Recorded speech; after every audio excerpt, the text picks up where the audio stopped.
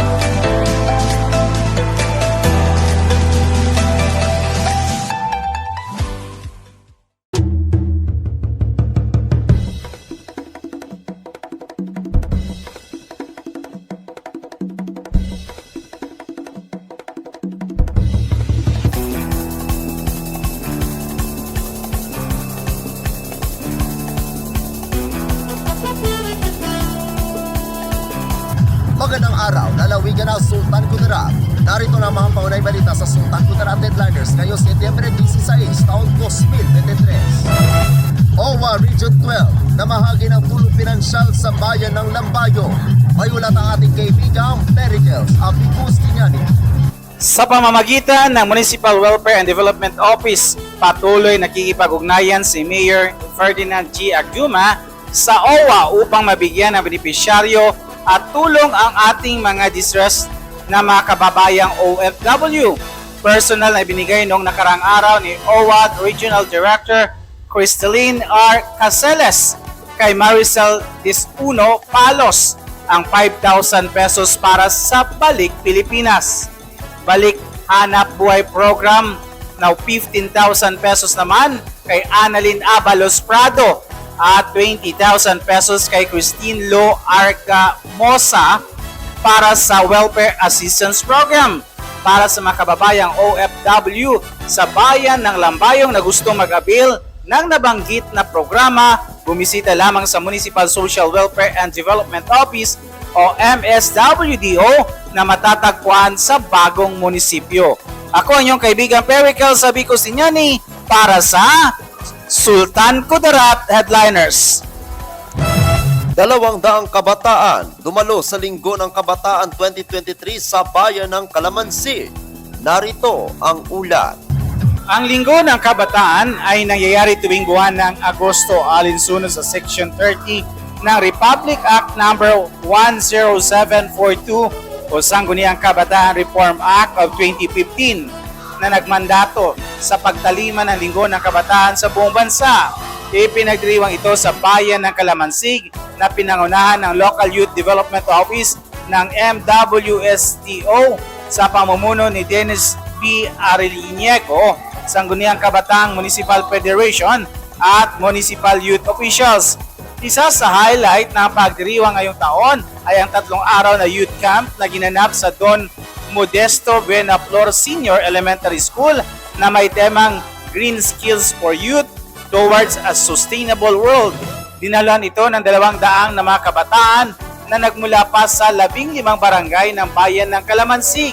Nagkaroon naman ng iba't ibang aktibidad gaya na lamang ng pag-identify ng mga problema ng kabataan sa bayan at paano ito masusolusyonan, team building at parlor games. Facilitators sa nasabing youth camp ay sina John Mar C. Gonzales, Norhata G. Lagaylan at Winston P. Magno. Samantala, dumalo rin sina Vice Mayor Leslie P.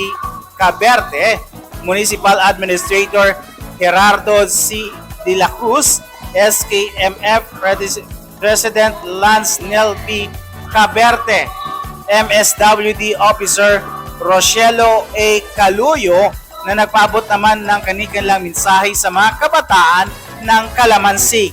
Ako ang inyong kaibigang Perical Sabico Sinyani para sa Sultan Kudarat Headliners. Para sa uling balita, land show at display competition sa Talakudong Festival 2023, matagumpay. Bilang bahagi na nagpapatuloy na aktibidad ng Talakudong Festival 2023, ang pagpapakita at pag-display ng iba't ibang kategorya ng mga ornamental plant na opisyal na nagbukas kahapon, ika-15 ng Setyembre kasalukuyang taon, na pinangunahan ng komitiba na mula sa Office for the City Agricultural Services o OCAS, na matatagpuan sa Agri and Trade Fair, Quezon Avenue, Barangay Poblacion, lungsod ng Tacoro. Sa pagbukas na pananalita ni City Agriculturist Ivan Jerry Arzagon, sinabi nito na may dalawang layunin ang patimpalak. Una, mabigyan ng kaalaman ang mga Tacorongnon sa iba't ibang kategorya ng ornamental plants. At pangalawa, palakasin ang Goodwill Gardeners Association. Pagkatapos ng pagbubukas ng programa, nagkaroon muna ng seminar sa pangangalaga ng mga tanim, lalo na sa mga ornamental plants mula sa mga eksperto na ginanap sa bagong gusali ng City Agriculturist Services. Naging hurado sa patimpalak sina Sheila Esquilio Trinidad, President ng Tinalak Gardeners Association, Mario C. Atilio, Director of Floriculture Industry of Davao Incorporated, at Edna B. Solivio, Certified Plantita ng 30 taon at may-ari ng Punta Isla Lake Resort sa bayan ng Lake Cebu, lalawigan ng South Cotabato. Sa hapon, ginanap naman ang parangal para sa pinakamagandang tanim at natanggap naman nila agad ang gantimpala. Narito naman ang mga nanalo mula sa iba't ibang kategorya. Foliage category. Panalo si Mira Luna DT na nakatanggap siya ng 3,500 pisong gantimpala. First runner-up si Chiki B. Defensor. Nakatanggap siya ng 2,500 pisong gantimpala. At second runner-up si Renante E. Eya na nakatanggap siya ng 1,000 pisong gantimpala. Philodendron category. Panalo si Abelardo D. Acosta at nakatanggap siya ng 3,500 pisong gantimpala. First runner-up si Norma E. Hermosura na nakatanggap siya ng 2,500 pisong gantimpala. At second runner-up si Mary Ann M. Flores na nakatanggap siya ng 1,000 pisong gantimpala. Aglaonema category. Panalo si Lilibet E. Dumlao na nakatanggap ng 3,500 pisong gantimpala. First runner-up si Norma E. Hermosura na nakatanggap ng 2,500 pisong gantimpala. Second runner-up si Hasmin D. Dolor na nakatanggap ng 1,000 pisong gantimpala. Ferns category. Panalo si Mary Ann M. Flores na nakatanggap ng 3,500 pisong gantimpala. First runner-up si Joan L. Borahabo na nakatanggap ng 2,500 pisong gantimpala. Second runner-up si Mira Luna DT na nakatanggap ng 1,000 pisong gantimpala. Bongavilla category. Panalo si Mira Luna DT na nakatanggap ng 3,500 pisong gantimpala. First runner-up si Lilibet E. Dumlao na nakatanggap ng 2,500 pisong gantimpala. At second runner-up si Renante E. Eya na nakatanggap ng 1,000 pisong gantimpala. Dumalo naman sa parangal ang kasapi ng sangguniang panglungsod na si Honorable Jeronimo P. Arzagol at nagbigay ng pangwakas na mensahe. Ang plant show and display ay magpapatuloy hanggang ika-18 ng Setyembre kasalukuyang taon. Ako ang inyong kaibigang Apolinario 30 Valencia para sa Sultan Kudarat Headliners.